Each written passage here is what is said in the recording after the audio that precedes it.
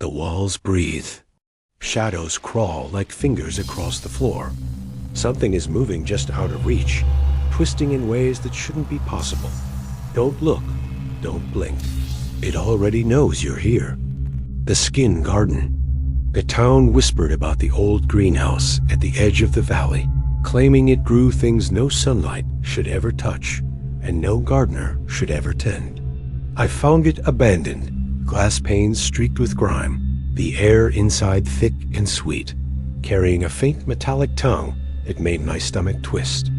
Rows of plants leaned unnaturally toward me, their leaves veined like human skin, thin, translucent, and twitching when I stepped closer.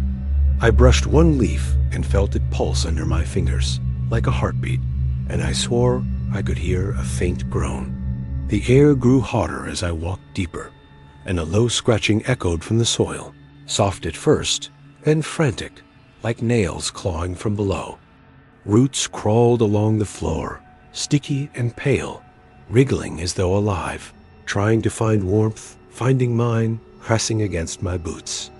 I stepped on a mound of soil, and something rolled beneath my foot, cold and smooth, leaving a faint print of tiny fingers.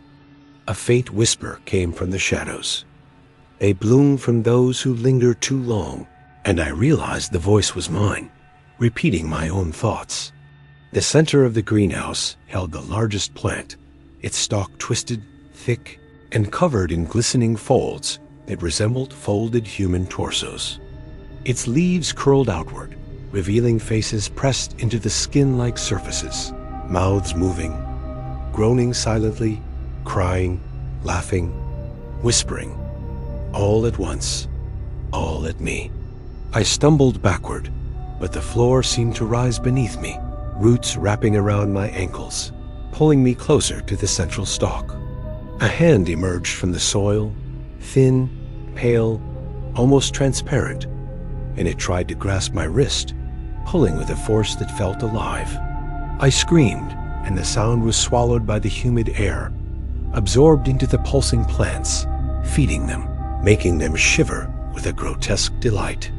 The leaves parted slowly, revealing smaller figures within, skin pale, eyes sunken, mouths wide in silent imitation of my fear.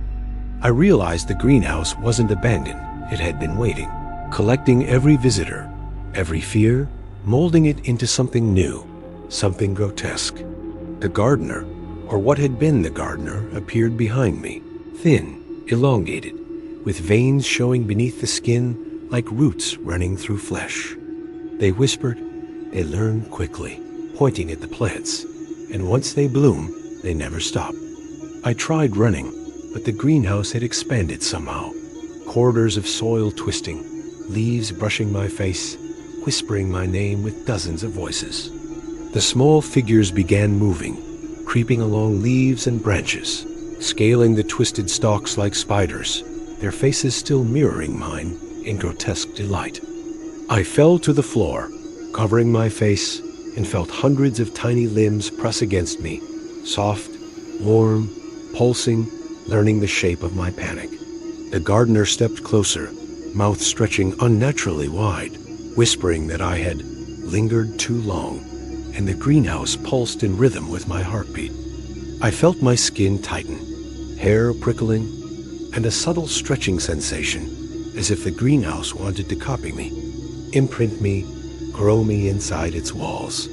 A faint mist rose from the soil, carrying whispers, faces, fragments of memory, crawling up my legs, merging with my shadow as I struggled to stand. I clawed at the nearest door, but it twisted under my hands, bending like skin over bones, refusing escape. The stalk at the center shivered violently, small figures detaching, moving toward me in perfect imitation of my terrified motions. I slammed my hands over my ears, but the whispers continued, shaping my thoughts, guiding my limbs, learning me faster than I could resist. Finally, I stumbled out, gasping into the night air, and the greenhouse seemed to shrink behind me, silent, patient, waiting for the next visitor. Now, every time I pass a greenhouse, I feel a subtle pressure, a curiosity I tried to resist, knowing it wants to learn my shape. And sometimes, at night, I feel the faint pulse of something growing beneath the earth, whispering my name, waiting for me to linger again. The family that feeds on echoes. The first time I stayed at the old house on the hill, I heard voices that weren't mine, faint at first, carried from walls that shouldn't hold sound. The family that lived there welcomed me silently, eyes wide, moving in perfect unison, like shadows cast by someone I couldn't see. At dinner, they passed bowls I couldn't recognize, warm and dense, smelling faintly like wood smoke and iron, whispering for me to taste them. I hesitated, but the father's hand pressed gently on mine, guiding me, murmuring that these were echoes of what was lost, and that eating them was polite. The moment I swallowed, I heard a faint repetition of my thoughts, not my voice, but the shape of my fear echoing back from the walls.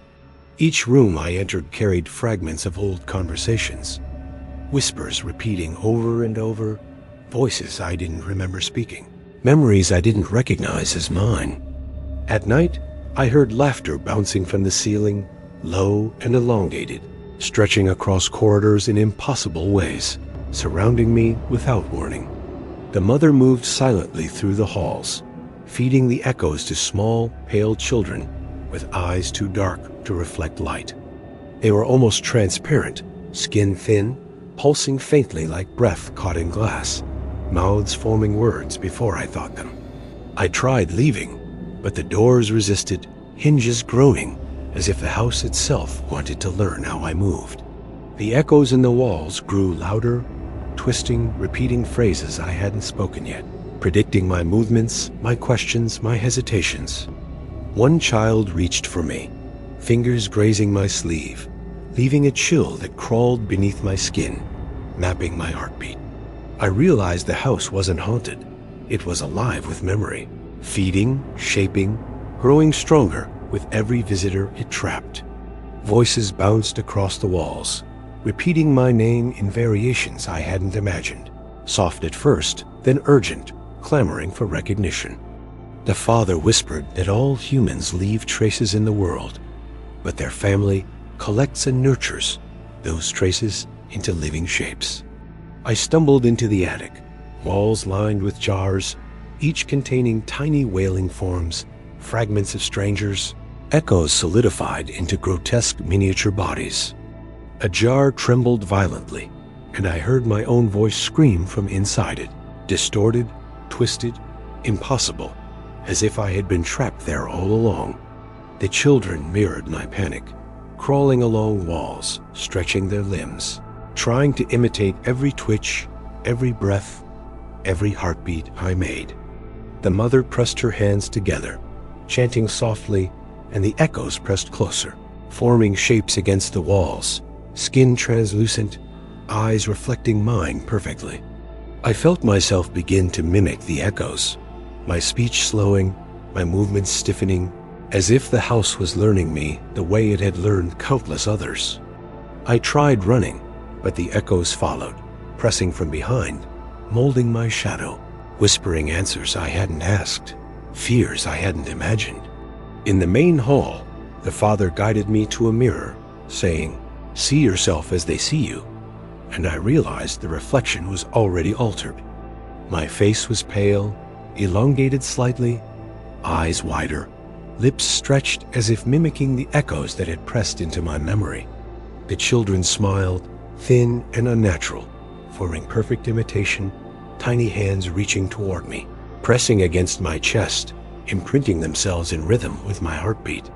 I fell to the floor, gasping, trying to cover my ears, but the walls pulsed with my own voice, repeating everything I feared. By dawn, I escaped the house, but I still hear faint whispers in empty hallways, voices shaped by me, carrying echoes I left behind. Sometimes I swear I see small, pale figures at the edge of the woods, mouths moving silently, practicing my voice, learning my shape. I never go near the hill again, but I know that if I linger too long, the echoes will follow, pressing themselves into my own walls. and I fear one day I'll recognize my own voice in someone else's mouth, the house having grown me into another echo, waiting silently for the next visitor. The Lantern Children. The path to the abandoned lighthouse was slick with fog, and the locals said the children who wandered there carried lanterns that glowed with impossible colors. I arrived at dusk, the beams cutting through mist, and the building seemed alive. Walls breathing, stairs creaking with anticipation, as if aware I had come. The first child appeared on the cliff's edge, small and thin, lantern in hand, eyes wide, reflecting the light in uncanny, unsettling patterns. Its smile stretched too far, lips curling unnaturally, revealing rows of jagged teeth, and I felt a chill crawl up my spine. I stepped closer, and the lantern flickered as if it responded to my heartbeat, casting shadows that moved against gravity. The second child appeared behind me, transparent almost, footsteps silent, hands clutching a lantern, face mirroring mine in grotesque imitation.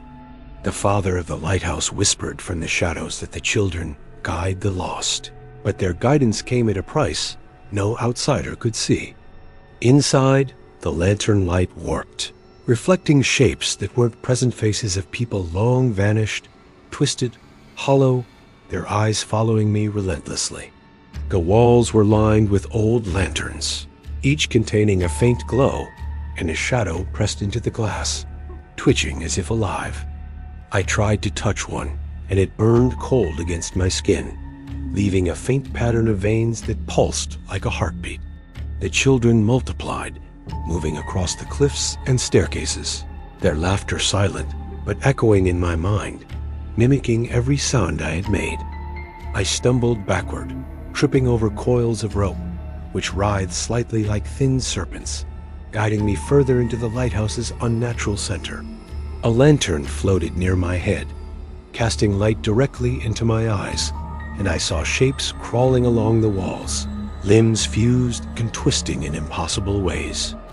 The mother appeared then, bending unnaturally, hands folded like branches, whispering that the children collect fear and store it for the next visitor. Each lantern pulsed faintly, and I realized every flicker of light was the heartbeat of something trapped, alive, learning my reactions.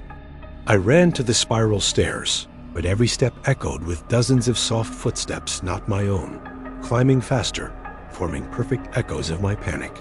The children's lanterns multiplied, orbiting me, casting shadows that formed grotesque faces on the walls, mouths opening, stretching, whispering in voices that mimicked my own.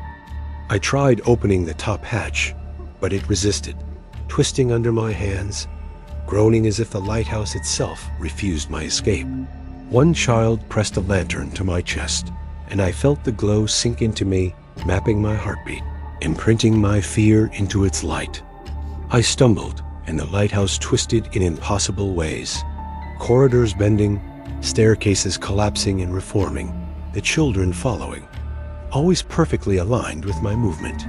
The father whispered from behind a door, "They guide, they imitate, they grow." And I realized the lanterns weren't merely light, they were fragments of previous visitor shapes. The children climbed the walls, their bodies stretching, limbs fusing, faces pressing forward, each one learning the way I moved, thinking, feared. I tried to cover my eyes, but the glow seeped through my eyelids, embedding visions of myself stretched across the cliffs, distorted, consumed. By dawn, I escaped the lighthouse, but every streetlight in town now seems to flicker like a lantern, small silhouettes pressing against the light. At night, I feel the soft pressure of tiny hands in the dark, carrying faint glows, whispering my name, imitating me perfectly. And I know one day I'll follow the light willingly, become another lantern child, trapped in imitation, guiding the next visitor to their slow, patient learning. The weaver's children. The old textile mill at the edge of town had been abandoned for decades, but the locals whispered that the children who played inside never left, woven into the walls themselves. I arrived at dusk, the mill silent, the machines rusted, but somehow humming faintly, pulsing as if waiting for something alive to enter. Threads hung from the ceiling, fine and glinting, shimmering in the fading light, and I realized they weren't threads of cotton, but almost translucent skin stretched tight. The first child appeared crouched by a weaving loom, thin, pale, limbs bent like overused threads, eyes too wide, watching me with impossible patience. Its fingers twitched, and when I approached, it mirrored my movements perfectly, stretching, bending, pulling itself along the floor as if bound by invisible yarn. The mother emerged silently from the shadows, skin-taut and veined, murmuring that the children learn through weaving, and every visitor leaves a pattern behind. I touched a thread dangling from the ceiling, and it pulsed under my fingers, warm and wet, like it had just absorbed a heartbeat. The children multiplied in the corners, crawling along walls, sticking to ceiling beams, their faces pressed against threads, learning, memorizing every twitch of my body. The looms creaked and groaned as if alive, weaving shapes that shifted when I looked away, patterns of faces pressed together in grotesque imitation. A faint whisper echoed from the shadows. They collect, they imitate, they grow, and I realized the voice was my own, repeated, distorted, embedded into the mill. The father appeared behind me, skeletal and long-limbed, murmuring that the threads remember every movement, every thought, every breath, and the children nodded in unison. I stumbled over a pile of fabric, soft and strangely warm, realizing it was the husks of previous visitors, woven into the walls, eyes sewn shut, mouths silent. The threads tugged at my ankles, pulling me toward the central loom, where the largest child crouched, skin stretched unnaturally, eyes reflecting my terror perfectly. Each thread hummed with faint whispers, learning my fear, embedding it into the mill, teaching the children every detail of my body, every quiver, every pause. The children reached out, small hands pressing against me, tracing my face, imprinting themselves in rhythm with my heartbeat, shaping themselves into twisted echoes of me. I ran toward the exit, but corridors twisted impossibly, threads snapping and reforming around me, guiding me deeper into the mill, following patterns I couldn't anticipate. One child pressed against the wall, stretching unnaturally, limbs fusing, face bending, as if testing how far it could imitate me before I noticed. The mother whispered that patience was the key, that the mill would teach, that the children learned slowly, imitating perfectly, until the visitor became part of the weave. I tried to cover my ears, but whispers traveled along the threads, embedding themselves in my skull, repeating thoughts I hadn't spoken yet, fear I hadn't imagined. The looms moved without hands, weaving grotesque shapes, faces twisted into impossible angles, bodies fused into the walls, echoing every gesture I had made. The children followed me from corner to corner, climbing walls, dangling from threads, bodies elongating, mouths stretching into silent screams, fingers tracing my movements. I fell, hands pressing into the woven floor, feeling a pulse beneath, realizing it was not the building moving, but the threads imitating my struggle. The father said, "They need to know your shape," and I realized the children were not just copying. They were learning me, memorizing me, preparing to grow into my shadow. I clawed at the door, but the threads wrapped around my wrists, pulling gently, insisting, teaching me patience, embedding themselves into the curves of my bones. By dawn I escaped, but the mill seemed to shrink behind me, silent, patient, waiting for the next visitor, every thread alive with memory and imitation. Now, even when I touch fabric elsewhere, I feel a faint pressure, tiny hands, eyes pressing against my skin, whispering lessons learned in silence. And I know if I lingered too long, I would become another thread in the weave, part of the children, learning, imitating, trapped forever inside the mill. The Bone Orchard Keeper.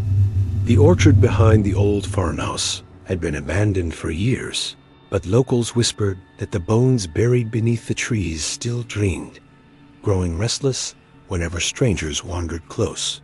I arrived just after dusk, the branches swaying without wind, each tree shaped slightly wrong, trunks bending as if grown around something not meant to be touched. The air tasted metallic, heavy, like the orchard exhaled its own memories, and I felt the ground shift faintly beneath my boots as if something moved below. A small figure stood between the nearest trees, thin and pale, wearing mud-soaked clothes, head tilted too far to one side, watching me without blinking. Its fingers were long, almost jointless, curling toward the soil with unnatural precision, as if always ready to dig. When I stepped closer, the child inhaled sharply, ribs stretching far beneath the skin, expanding in a way ribs shouldn't move on anything human. The keeper emerged from the shadows then, tall and crooked, his spine arched like a withered limb, voice brittle as he whispered, "They grow what you leave behind." Roots curled at his feet like pale veins, twitching, searching the soil, brushing his ankles like eager pets hungry for attention. He led me deeper into the orchard, where the trees grew thicker and the fruit hung heavy, shaped vaguely like faces pressed against thin skin. A faint whispering came from inside the fruit, muffled breaths repeating words I couldn't understand, maybe names, maybe warnings. The ground pulsed once beneath me, and something thin and bony shifted just under the surface, dragging itself slowly toward my footsteps. The children appeared next, crawling from beneath low branches, limbs elongated, eyes dark and glassy, each holding tiny bones arranged like toys. One child held a jawbone with teeth still attached, clicking it rhythmically as if mimicking laughter it didn't understand. The keeper murmured that the orchard learns every visitor, and the trees remember the shapes of those who come too close or stay too long. I tried to step back, but a tree leaned toward me, branches bending unnaturally, wood creaking like joints twisting into a new shape. The fruit pulsed faintly as I passed, and I realized some of them were breathing, air pushing against thin skin, stretched over something that was not fruit at all. A child tugged at my sleeve, fingers cold, guiding me toward a broken fence where the soil was freshly turned, as if something had tried to claw its way out.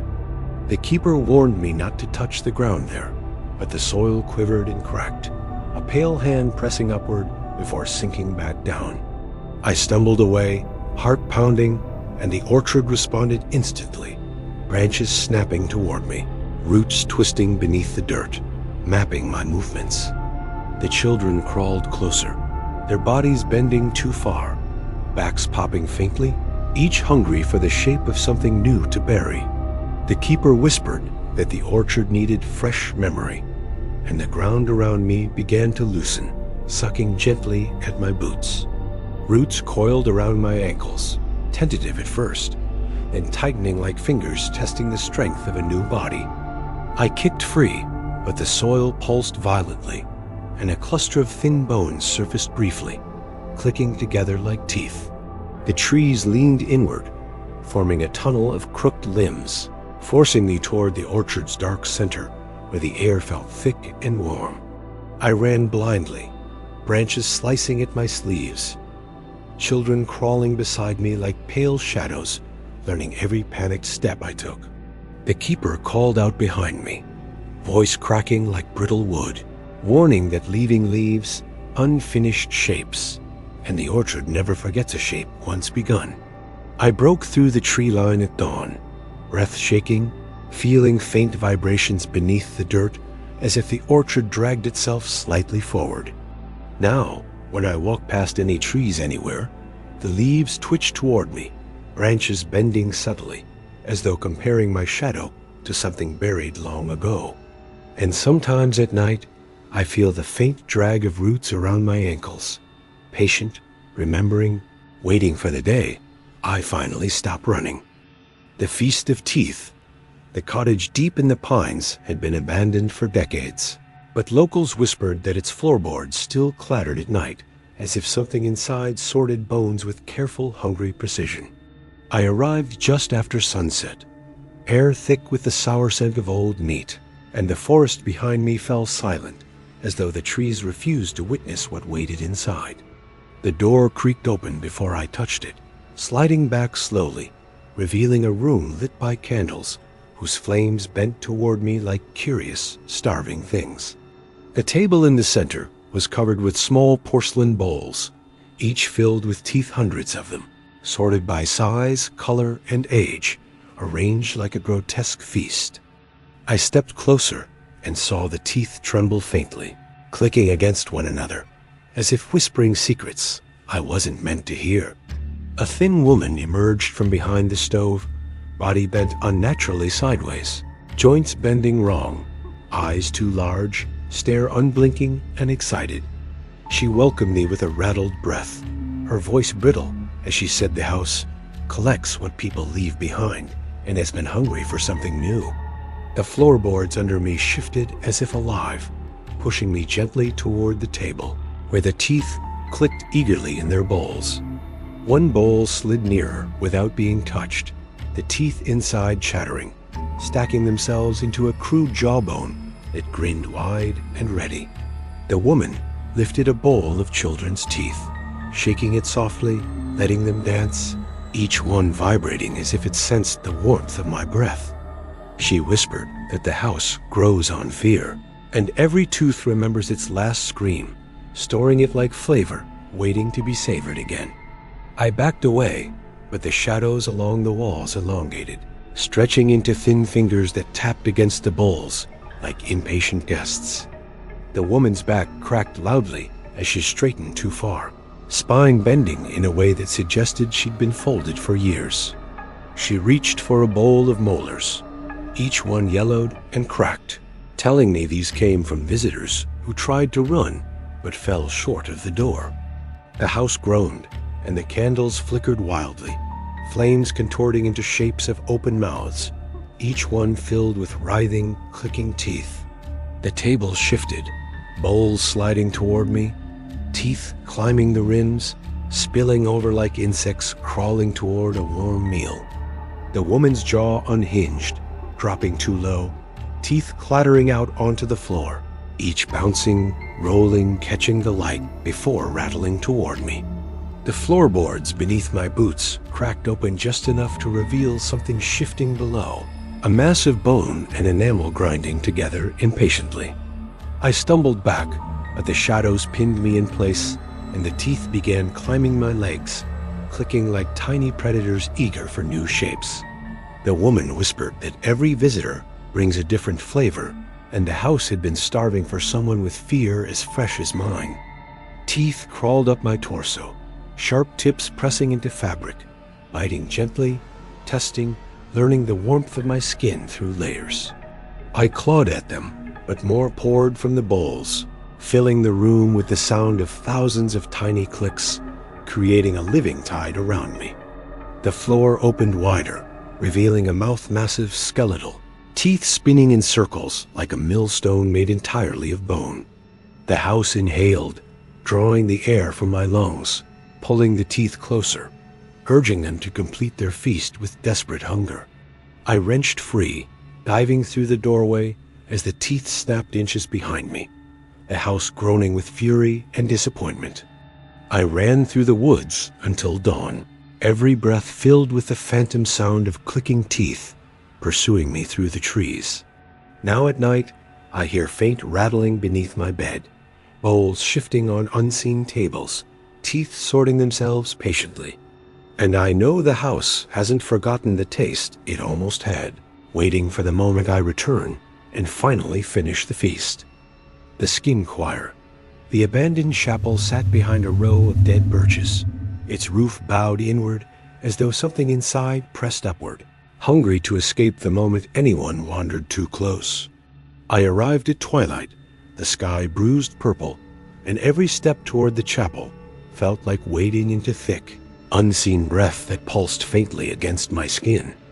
The doors opened with a slow sigh, revealing pews splintered into unnatural shapes, wood twisted like ribs, trying to grow from the floorboards.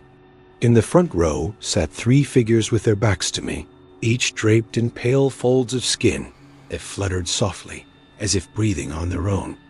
The folds glistened faintly, catching the candlelight, and I realized they weren't garments at all, but layers of shed skin arranged like choir robes. A soft humming echoed from somewhere above, a strange, wavering note that didn't sound sung so much as exhaled through too many throats at once. The first figure turned slowly, face stretched thin, eyes sunken deep, mouth replaced with a seam that twitched as though trying to speak. The second figure followed, its skin layered like petals, each translucent sheet curling at the edges as if freshly peeled. The third figure's face was missing entirely, replaced by a smooth surface that rippled when the humming grew louder, responding like disturbed water. From above the altar came a long, trembling breath, and a mass of woven skin unfurled from the rafters, descending like a living banner, searching for warmth. The folds brushed my arm and clung softly, warm, pulsing faintly with a heartbeat that wasn't mine, learning the rhythm of my pulse instantly. The choir rose in unison, their limbs bending too far, joints cracking, the skin around them stretching like fresh parchment pulled too tight. A deep voice whispered not aloud, but inside my mind, that the chapel collected unfinished bodies, and each piece of skin carried memories of whoever once wore it. The folds on the nearest figure lifted slightly, revealing a small, gasping mouth stitched into its side, whispering words too fast to understand. The chapel lights flickered, revealing dozens more figures along the walls, each draped with layered skin, humming in low, painful harmony. Their humming vibrated through my bones, rattling my teeth, syncing my heartbeat with theirs, until I felt my pulse weakening bit by bit. A strip of skin slid from the rafters, curling around my wrist, tightening gently, testing the shape of my bones, learning the warmth beneath. I tried to pull away, but the choir pressed closer, their breaths heavy, each exhale carrying the faint scent of old blood and something sickly sweet. The humming rose into a single shrill note, and the folds along the rafters opened like mouths, every seam stretching as if screaming without sound. The skin around my wrist crawled upward, inching toward my shoulder, each movement delicate, patient, as though savoring the process of learning me. The nearest figure reached for my face, its fingers soft and glistening, leaving warm trails as if marking where new layers would soon belong.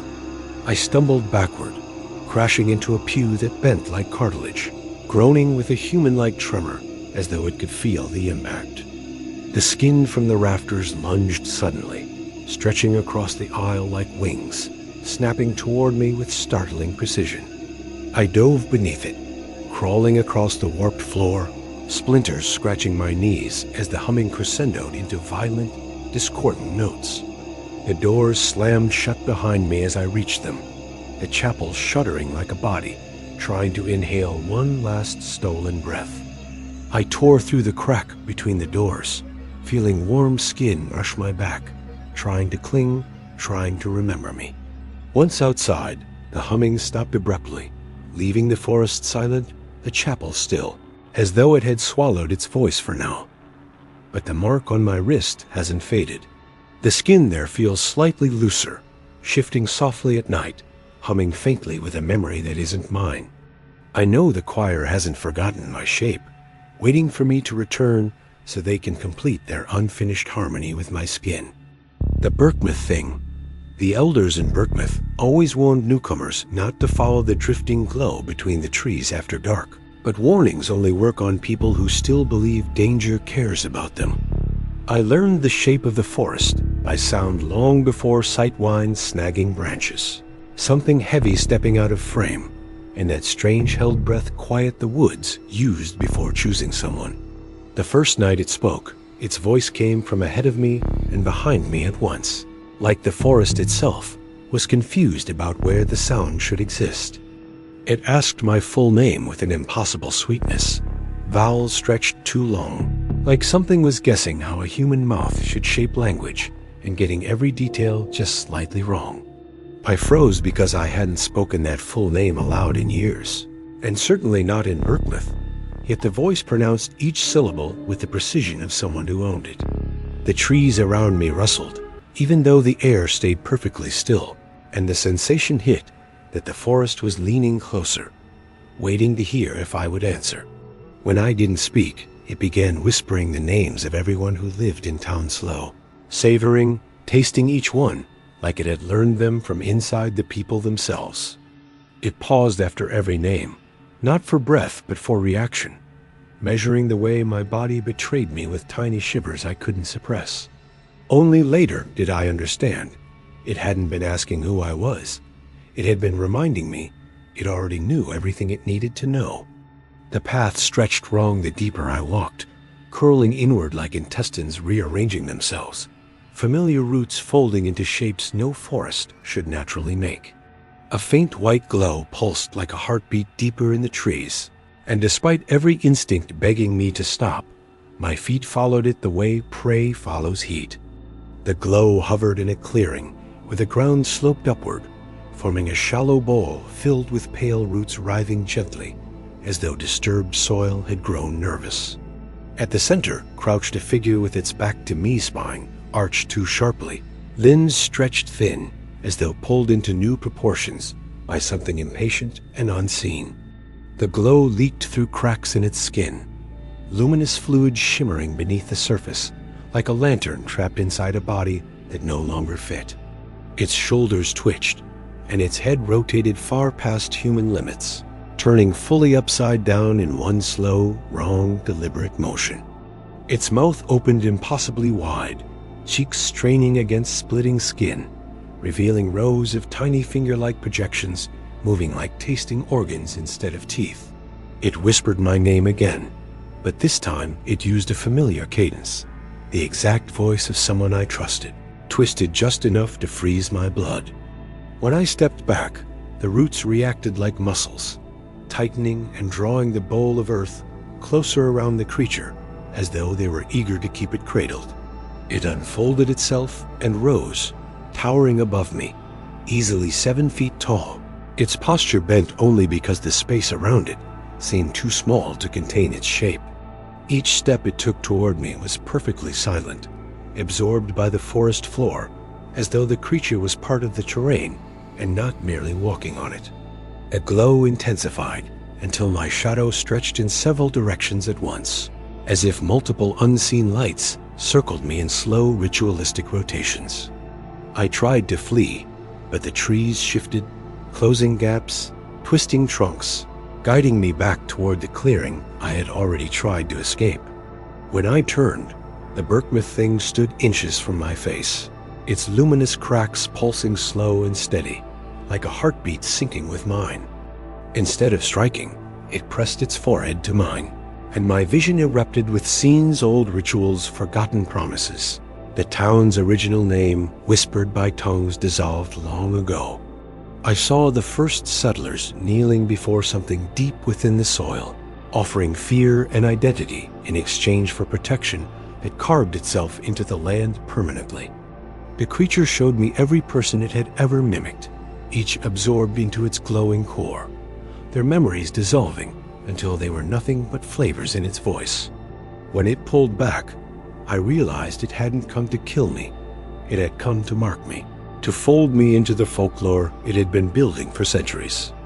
The townspeople say I'm different now, that the woods quiet down when I pass, like they recognize me the way a body recognizes one of its organs. Sometimes, when the night settles heavy, the glow calls my name with a tone almost affectionate, almost patient, like it's waiting for me to answer.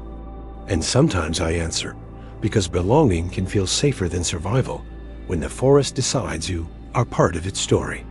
If you ever move to Birchmouth, keep your real name hidden, though between us once the woods want it, the woods always find a way. The Glass Children. The old conservatory had been abandoned for decades, its glass panes cracked and dust-stained, but the townsfolk whispered the children sometimes appeared inside, frozen, as if the sun itself had trapped them in crystal. I slipped through the rusted iron gate at dusk, and the air smelled faintly of moss and something sweeter, something like sugar mixed with old tears. Shards of sunlight still managed to pierce the roof, scattering across the floor in fractured patterns, and I saw my reflection repeat unnaturally in the broken glass. The first child appeared crouched behind a shattered fern pot, skin pale, eyes bright and too liquid, limbs bent at strange angles, unbroken but impossible to imagine moving naturally. It tilted its head and smiled, revealing teeth that glimmered like tiny splinters of glass, fragile and sharp at once. A second child emerged from a wall of broken panes, body translucent, skin gleaming faintly, eyes reflecting every shard in the room with disturbing clarity. The air grew colder, and the glass under my feet seemed to pulse faintly, vibrating with some heartbeat I couldn't feel but could sense in my bones. The children began to move silently, tilting and stretching their bodies in ways that seemed to follow physics only when no one watched. I stepped closer, and a shard of glass floated toward me, suspended unnaturally in the air, reflecting a face that was almost, but not quite my own. The first child reached a hand through the pane, fingers grazing mine, leaving a faint chill, a sticky warmth that made my pulse stutter. A whisper came from somewhere above, thin and melodic, almost like a lullaby, telling me that the children learn by imitation, by reflection, by careful observation. The second child mirrored every step I took, every blink, every breath, their translucent bodies echoing me, as though rehearsing my movements for some terrible purpose. I saw dozens of tiny shapes pressed against the other panes, tiny reflections that weren't quite children, but not quite shadows either. The whisper grew louder, harmonizing across the glass, and I realized it was all the children together, forming a choir of mirrored voices, echoing one another endlessly. One child leaned forward, pressing a hand against my chest, and I felt the glass beneath me vibrate, as if the building itself had absorbed my heartbeat. The panes reflected shapes that didn't exist, walls bending, ceilings drooping, floors rippling as if the building were breathing through glass instead of air. The children's eyes followed me relentlessly, even when I closed mine, leaving ghostly trails in the reflections that I could see with my mind's eye. I stumbled backward, and one of the panes slid open silently, a child's hand slipping through to trace the shape of my face gently, memorizing every curve. The building responded to my fear, bending slightly, windows shifting, panes rearranging, creating corridors I hadn't seen before, guiding me deeper into the conservatory's impossible heart. I tried to scream, but the sound was swallowed by a choir of glass voices, every tone distorted, every word fragmented, echoing my panic back at me. The children moved closer, tilting and folding, bending limbs and torsos into impossible forms, mirroring me perfectly, but in ways that seemed designed to terrify. The floor trembled faintly, shards of glass shifting beneath my weight, following me, echoing every step, growing patient, as if learning how I moved so it could mirror me forever. The eldest figure emerged from the shadows, a child impossibly tall, skin crystalline, bending unnaturally, a perfect mimic of every adult I had ever feared. Its eyes met mine, and I felt a strange recognition, as if the creature had always known me, always waited for me, cataloging my body, my fear, my reflection. I realized then that the children weren't dangerous in a conventional way. They collected shapes, copied movements, stored reflections like a memory the glass could hold indefinitely. I backed away, but the panes shifted subtly, following my retreat, whispering my name in perfect harmony, every shard a choir member, echoing the terror in my chest. By the time I left, dawn was breaking, and the conservatory sat still, silent, as if nothing had moved at all, though every pane still reflected my last glance. Now, when I see broken glass anywhere, I feel the weight of tiny eyes, the patient memorization of shapes, and the faint whisper of children learning me, piece by piece. I know one day I might step too close again, and the glass children will be ready, waiting to complete their collection, to copy every motion I make. And I understand now that in some twisted way, the conservatory isn't haunted, it's alive, patient, and endlessly learning from the living. The weaver of Hollow Lane, the house at the end of Hollow Lane, had no windows, only thick dark curtains that pulsed faintly, as though something behind them were alive and breathing through the fabric. I approached cautiously, the boards beneath my feet groaning, and a faint scent of damp wool and iron filled the air, heavy and strangely sweet. A loom sat in the center of the room, threads woven thick and black, glistening faintly as if they had soaked in shadow instead of dye. The weaver appeared without warning, hunched impossibly, elbows bent backward, hands tangled in knots of thread that seemed to move on their own. Her face was half hidden beneath a veil of fibers, but I could see eyes that shimmered like molten glass, reflecting every corner of the dim room. She hummed a low, droning tune that seemed to vibrate through the floorboards and into my chest, pulling me closer, step by step. The threads on her loom twisted and curled toward me, floating unnaturally, weaving themselves into shapes that suggested bodies, not yet formed, but nearly alive. I tried to retreat, but the doorway seemed to shift, stretching like the fabric on her loom, elongating the hall until escape felt impossible. Her voice broke the hum in a single sharp syllable. Every story ends in the weave. Every life touches the threads. A long arm extended, and the threads wrapped around my ankles, crawling upward like serpents, their texture both soft and cutting, testing my weight and warmth. I saw glimpses of faces in the strands half-formed, distorted, caught in the weave like insects trapped in amber, crying silently without sound. The loom vibrated as if alive, threads snapping and reforming, pulsing to a rhythm I could feel in my bones, every strike synchronized with my heartbeat. She pulled another thread loose, dangling it in front of my eyes. It shimmered with a faint glow, revealing a memory I had tried to forget, perfectly preserved in its fibers. The weaver tilted her head, unnatural and slow, weaving the glowing strand back into the loom, as if adding a piece of me to her collection. The room stretched, walls folding inward, shadows crawling along the floorboards, and I realized the house itself was part of the loom, bending space to serve her craft. The threads moved faster now, tangling around my arms, torso, pressing gently but firmly, as if persuading me to become part of the tapestry willingly. Her humming grew louder, then fractured into hundreds of tiny echoes, bouncing off every surface, each note pulling the threads tighter around my limbs. I could see the shapes of other victims, woven into the walls, their eyes open, mouths forming silent pleas, trapped in the fibers like moths in cobwebs.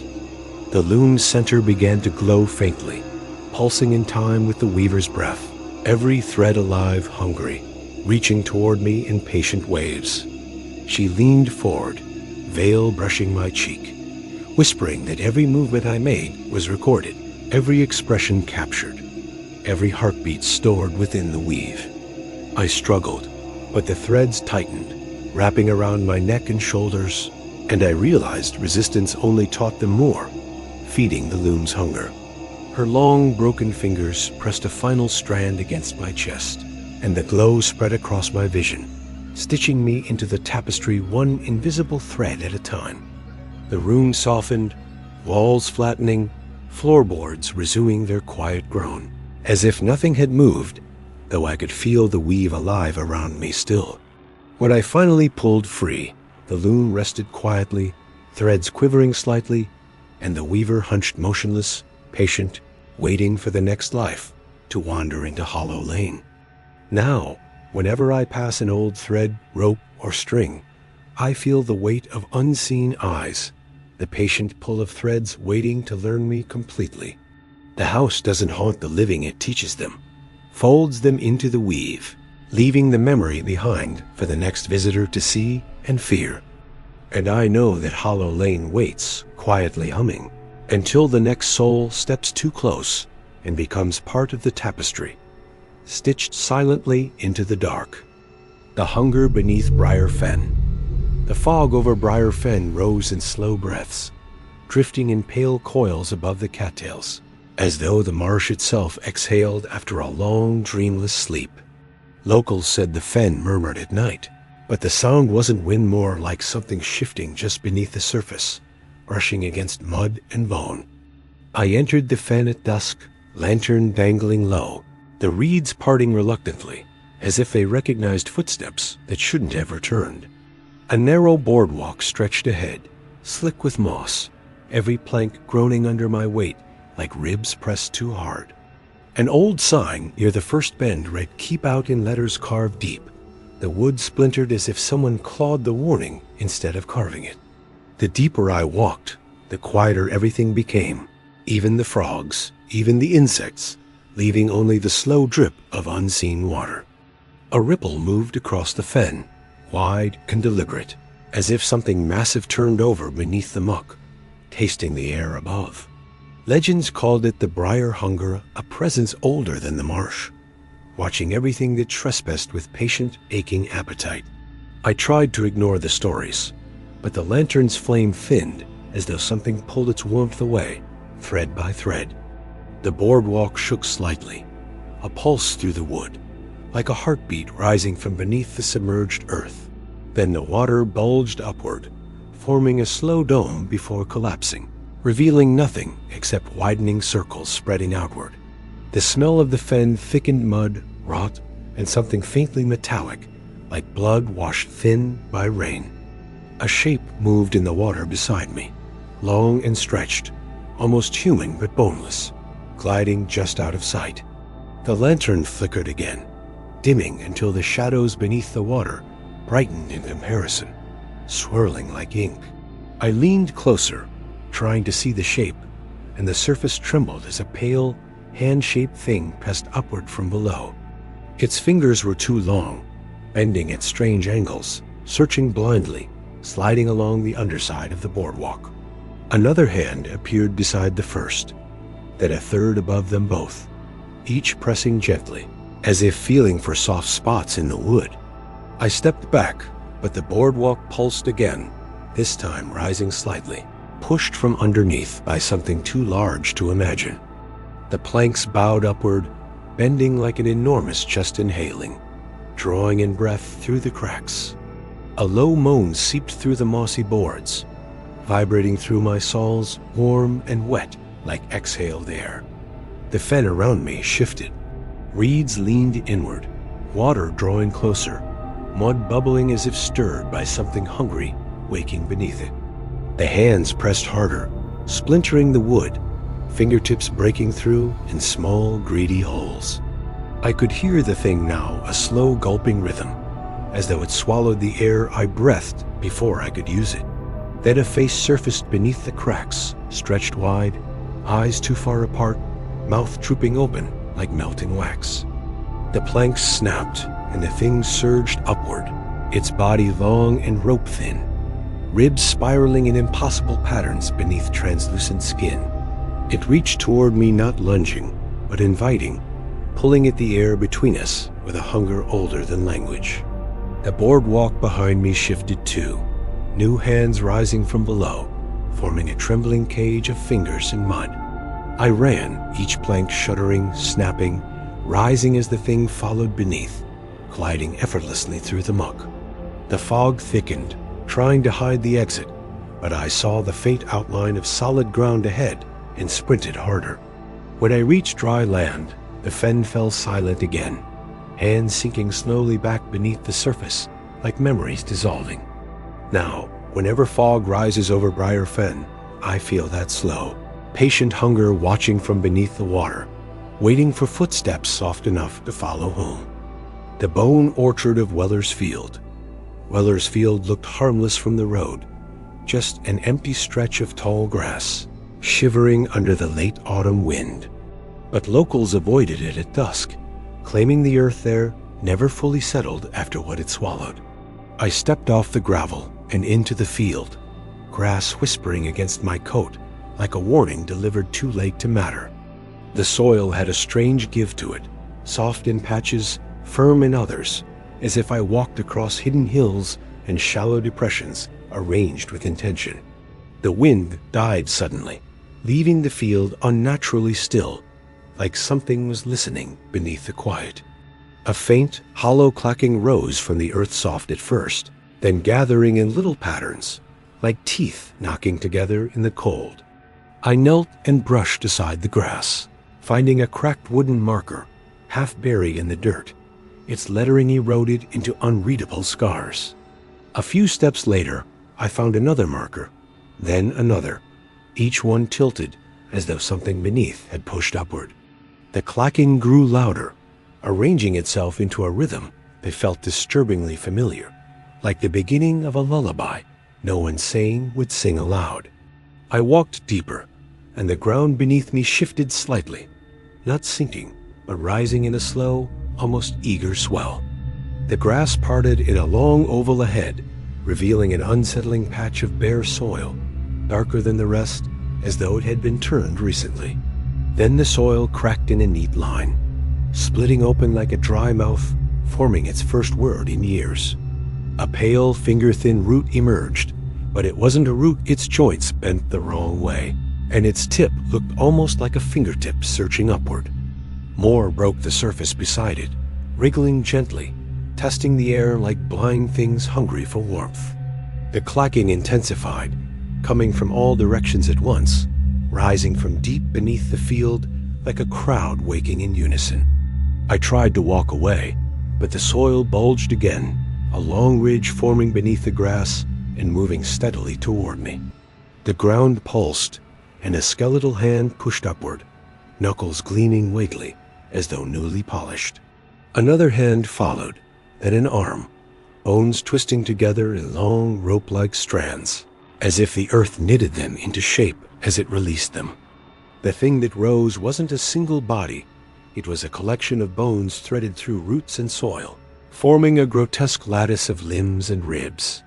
Its face wasn't really a face, just a skull stretched too thin, jaw unhinged as if screaming silently through packed dirt. More figures rose across the field, each one shaped differently, their bodies made from mismatched bones fused by fibrous roots that pulsed like veins. They stood still at first, swaying slightly in the breeze that had suddenly returned, as though listening for something beneath the earth. Then the clacking shifted, no longer random, but an answer, echoing upward like a signal only they could understand. The nearest figure tilted its skull toward me, mud dripping from its teeth, finger roots flexing like talons tasting the air. I stepped back, and the field responded instantly, every creature twisting toward me, bones grinding, roots tightening around their frames like sinew. They moved without sound, gliding rather than walking, pulled by something beneath them that I couldn't see. The earth opened briefly at my feet, revealing a long, dark cavity filled with churning roots and loose bones that rattled as if eager to join a shape. I fled, the grass whipping at my legs, the ground swelling and cracking behind me in grotesque breaths that carried the clacking higher and higher.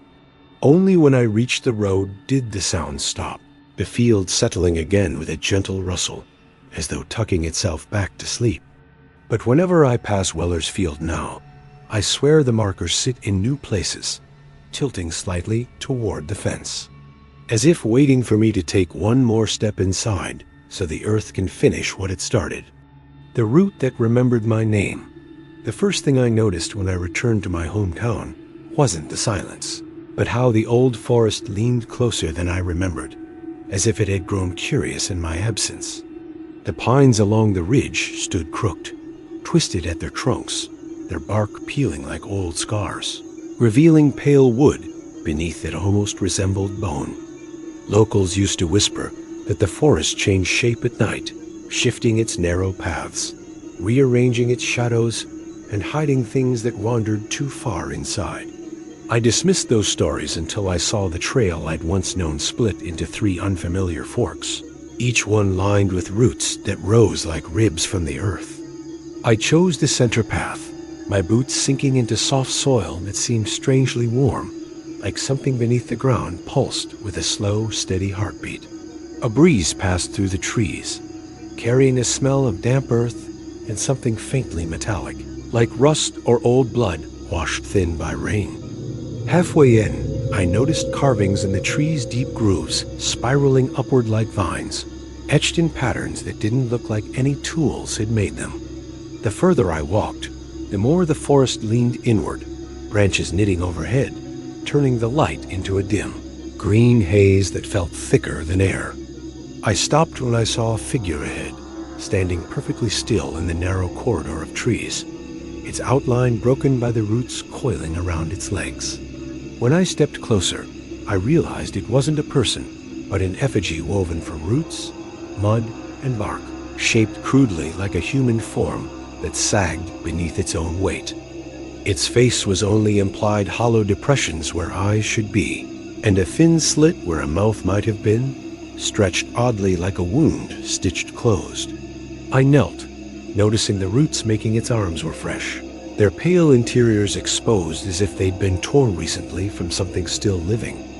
A soft creak echoed behind me, and when I turned, I saw another effigy farther down the path, leaning slightly as if listening. Then another appeared on the ridge above, half hidden by ferns, its head tilted too far to one side, mimicking curiosity or hunger. A strange certainty washed over me. These figures hadn't been there a moment before, as though the forest had grown them quickly, impatiently, watching my every step.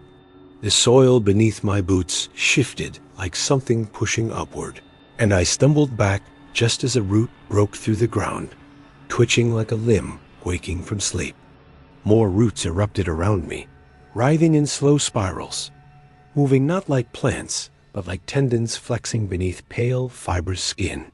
They circled my feet without touching, brushing lightly against each other, forming shapes that almost resembled letters carved in air. I didn't understand what they spelled until one root lifted itself higher, bending at a sharp angle, tracing a single line across the dirt my name. The sound of splitting bark cracked through the forest as the effigy ahead straightened, its chest expanding with a soft crunch, like ribs resetting after a long burial. Another effigy twisted its head, the rooted fibers of its neck stretching and snapping, releasing a wet, earthy smell that made the air feel heavier. I backed away, but the trees tightened around me, their branches lowering like arms, trying to guide me deeper into the thickening dark. Beneath my heel, the ground trembled again, and a deep, resonant groan rose from far below, as if an enormous creature shifted in its sleep beneath the roots. The nearest effigy stepped forward, not walking, but pulled by the roots beneath it, gliding over the soil with unnatural softness that made no sound at all. As it approached, its chest split open slightly, revealing a mass of glistening roots pulsing like veins, each one twisting in patterns that mirrored the carvings in the trees. The roots lifted toward me, not aggressively, but with terrible purpose, curling like fingers seeking something familiar, something they believed belonged to them. The air thickened with the scent of sap and old memories, as if the forest remembered every footstep I'd taken here as a child and wanted to trace them again. Another effigy rose behind me, its limbs elongated, its frame stretched too thin, as though the forest had sculpted it from someone taller than nature intended. I bolted to the side, pushing through a wall of branches that snagged my coat, but the roots beneath the soil followed, shifting like muscles, pushing through mud. The forest floor heaved once more, and a massive root surfaced, thick as a tree trunk, splitting the soil cleanly as it rose in a slow, deliberate arc. It lowered in front of me, blocking my path, then angled downward, splitting itself open to reveal a hollow interior lined with pale, vein-like filaments that pulsed faintly. The opening resembled a mouth waiting to speak, or perhaps to swallow something it had spent years reaching toward. A whispering hum traveled through the forest, vibrating through the roots, resonating in the effigies and settling into my bones like a memory not my own. The effigies stepped closer, their rooted limbs intertwining, forming a loose circle around me, their hollow-eye depressions strangely gentle, almost pleading. In their stillness, I understood. They weren't meant to frighten. They were meant to guide, to return something. To complete a story the forest had been shaping for years. But I ran anyway, slipping through a gap between two towering pines, the ground shaking as roots thrashed beneath the surface, reaching blindly for my retreating footsteps. Only when I burst into open air at the forest's edge did the tremor cease, the trees settling back into rigid shapes, the path behind me closing as if it had never existed. Now, when the wind passes through the pines at night, I hear my name whispered softly in the rustling branches, an invitation the forest hasn't forgotten, waiting for the day I answer.